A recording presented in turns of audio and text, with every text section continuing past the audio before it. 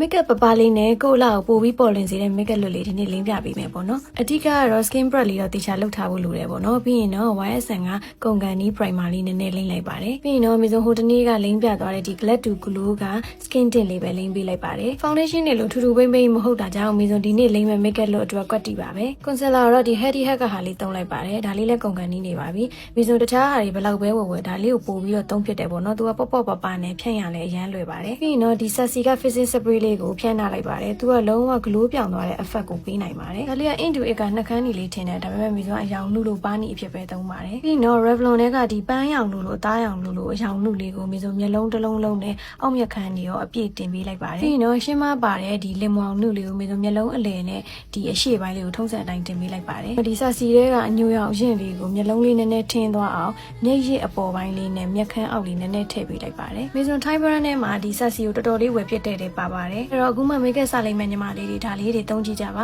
သူကဈေးက1000ပတ်ချာလေးနဲ့ quality လည်းအရင်ကောင်းပြီးတော့ budget ဆေးဖြစ်တယ်ပေါ့နော်ပြီးရင်တော့နှာရန်လေးကိုလည်းအထက်ကပါတဲ့အညိုလေးနဲ့ပဲခပ်ပလေးဖော်ပေးလိုက်ပါတယ်ပြီးဆိုမျက်ခုံးမွေးဆွဲမှာအရင်ပြင်းနေတယ်ပါပါတယ်အဲ့တော့ထုံးစံအတိုင်း mascara လေးနဲ့ပဲနည်းနည်းလေးပုံကြအောင်လုပ်ပေးလိုက်ပါတယ်ပြီးရင်တော့အခုတလော favorite ဖြစ်နေတဲ့ flower nose ကပါနီပန်းရောင်လေးသုံးလိုက်ပါတယ် flower nose ကလေနာမည်ကြီးရလည်းမပြောနဲ့သူက packaging လေးပဲလာတာမဟုတ်ဘူးပေါ့နော်အယောင်ထွက်အားလည်းကောင်းတယ်မျက်နှာပေါ်မှာ long lasting လည်းဖြစ်ပါတယ်နော် Yon Skin ကပေါင်လာ puff လေးကို brush လေးနဲ့ခပ်ပလေးမျက်နှာကိုလိုက်ပြီးတော့ပုတ်ပေးလိုက်ပါတယ် Maybelline က eyeliner gel လေးနဲ့မီဆိုမျက်လုံး water line အတွင်းလေးတွေကိုတေချာထည့်ပေးလိုက်ပါတယ်မျက်ရည်လေးဖော်ဖို့အတွက်ကတော့ GMC1 ကဟာလေးသုံးထားပါတယ်ပြီးရင်တော့ဒီအဖြူအောင် glitter လေးတွေကိုမျက်အိတ်လေးထဲမှာထည့်ပေးလိုက်ပါတယ်မျက်ရည်ဟိုဘက်နဲ့ဒီဘက်မွေးတဲ့မညီတာဆိုတော့မီဆိုမျက်ရည်တိတ်လေးကတ်လိုက်ပါတယ်ဒီ Mary Dog က eyeliner လေးကထိတ်ကချွန်ချွန်လေးဆိုတော့အဲ့လိုမျိုး eyeliner ကိုရှည်ချွန်ချွန်လေးဆွဲတဲ့အခါမှာရမ်းအသုံးဝင်ပါတယ်ပြီးရင်တော့ခုနအညူအောင်အရင်လေးကိုပဲအောက်မျက်ခမ်းကိုနည်းနည်းမျက်လုံးလေးပို့ပြီးဝင့်သွားအောင်ထပ်ထည့်ပေးလိုက်ပါတယ်ဒါလေးကတော့ဟိုနေ့ကလူကြိုက်များသွားတဲ့ Sassy Sugar Rush ကနံပါတ်07လေးပါအသားညိုတဲ့သူဆိုရင်တော့ထူထူလေးဆိုဝေးပေါ့နော်မီဆိုကတော့ဒီလိုခက်ဖြော့ဖြော့လေးဆိုရတာသဘောကျလို့ပါပြီးတော့မှအလဲလေးကိုတစ်ချက်လောက်နည်းနည်းထပ်ထည့်ပေးလိုက်ပါတယ်နော် Hourglass ကဒီအညူရောင်လေးနဲ့မီဆို browser လေးနည်းနည်းချပေးလိုက်ပါတယ် highlighter ကိုလည်းအဲ့ဒီအရောင်လေးပဲသုံးပေးထားပါတယ်သူကရွှေရောင်ကြီးတွေအဖြူရောင်ကြီးတွေမဟုတ်တာဖြစ်တဲ့အတွက်ကြောင့်